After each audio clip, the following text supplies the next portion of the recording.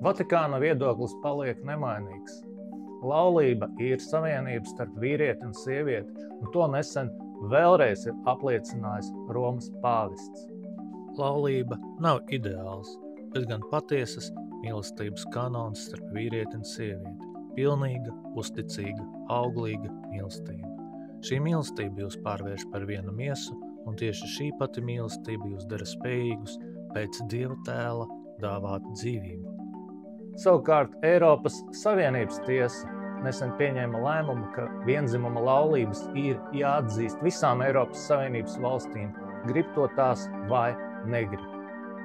Zīmīgi, ka nesen pie Romas pāvesta viesojās Latvijas premjere Evika Siliņa, tā acīm redzot apliecinot savu un Latvijas valsts uzticību kristīgajām vērtībām. Kam tagad sekos Evika Siliņa?